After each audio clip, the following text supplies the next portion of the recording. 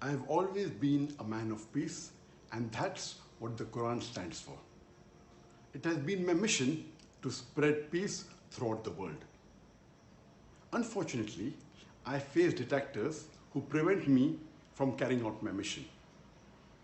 About 10 days ago, after my successful lecture tour to Kelantan, in which, in the last day, on 9th of August, I gave a talk on Islamophobia in the Sultan Mohammed IV Stadium at Katobaru, in which more than 100,000 people attended the talk. This success could not be digested by the detractors. Since the last few days, I've been accused of causing racial discord in the country. And my detractors have been quoting selective sentences of mine out of context and adding strange fabrications to it. I have clarified my stance today to the police. It, however, saddens me that this complete episode has caused many non-Muslims to think that I am a racist.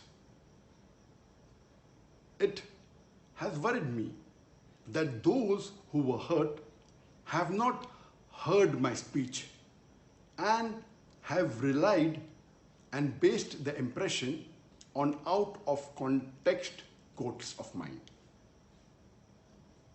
It is a further concern for me that this creates a bad image for Islam, and it may drive many people away from Islam. Racism is an evil I am staunchly against, as is the Quran, and it is exactly opposite of what I stand for as an Islamic preacher. Our beloved Prophet Muhammad said in his farewell pilgrimage, "No Arab is superior to a non-Arab.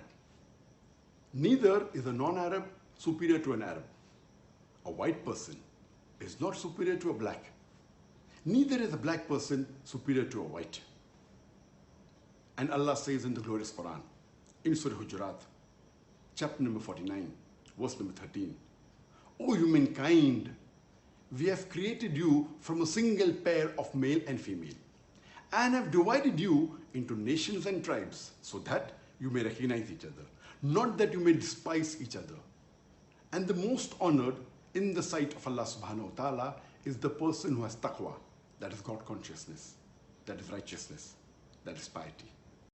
Even though I have clarified myself, I feel I owe an apology to everyone whose feelings were hurt because of this misunderstanding. I do not want anyone to harbor ill feelings for me. It was never my intention to upset any individual or any community. It is against the basic tenets of Islam. And I would like to convey my heartfelt apologies for this misunderstanding. At the same time, it's my humble appeal to all of you, especially the non-Muslims. Please take out time to hear my speeches in their entirety. My lectures are available on the YouTube, the Peace TV, as well as the Peace TV mobile app. Last but not the least, I was deeply touched by the hundreds of thousands of people who stood in my support. I would like to express my earnest gratitude to all of you. Jazakallahu khairan. May Allah reward you with the best.